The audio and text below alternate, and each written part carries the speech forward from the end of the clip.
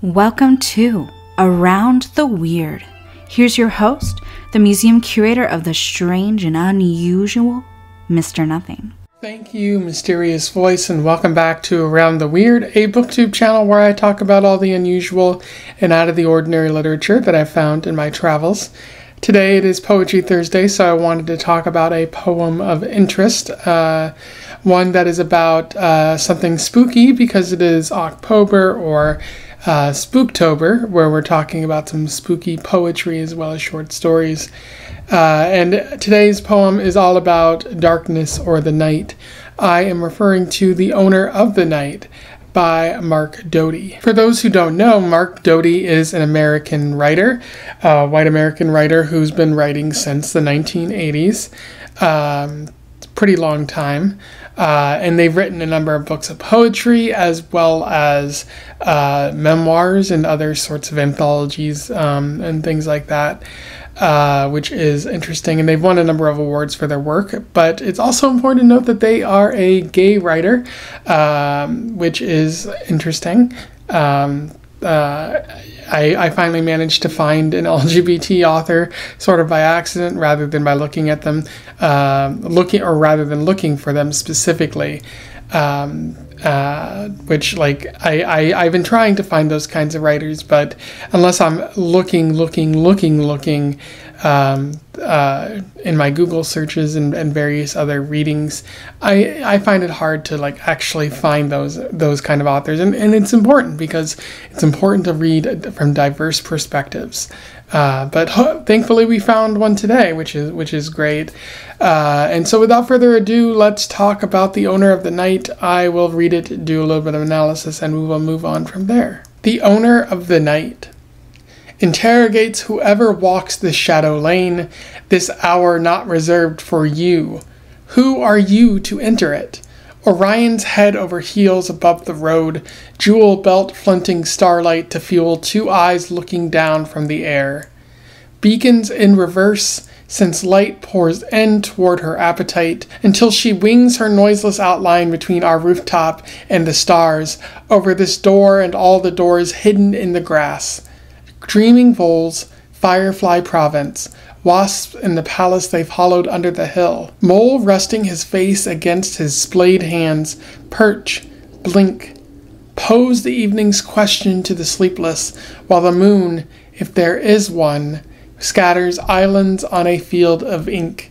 Who maps this? The owner of the night looks down to mirror and admits the hours before the upper vaults begin to lighten and recede. Did you hear what I said? A face looks down from the night. Did you hear me? Who reads this page? Who writes it? In terms of analysis, there's a little bit worth talking about with the owner of the night. In terms of narrative, it just seems to be like someone walking through the night and sort of experiencing what's going on around them, and ultimately posing a sort of philosophical question. But you can see that the night is kind of shadowy, kind of dark, as you would expect a night to be. Pretty early in the poem, it says, interrogates whoever walks the shadow lane, this hour not reserved for you, who are you to enter it? As if it's forbidden for you to be out there this late, which, some would argue that that's the case, that you should not be out that late at night. But luckily it's lit by Orion. You can see the stars and possibly even the moon.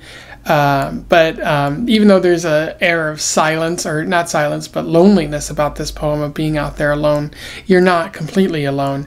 As the narrator notes that there's nature out there. They say, hidden in the grasp, dreaming voles, firefly province, wasp in the palace they've hollowed under the hill, mole resting his face against splayed hands. So it's still pretty active at night, if not active, then there's other creatures out there existing in the world with you. You're not completely alone. But I do think the most important aspect of this poem comes at the end, where it says, pose the evening's question to the sleepless, while the moon, if there is one, scatters islands on a field of ink. Who maps this? The owner of the night looks down to mirror and admits the hours before the upper vaults begin to lighten and recede. Did you hear what I said? And so it's like, did you hear me? Who reads this page? Who writes it?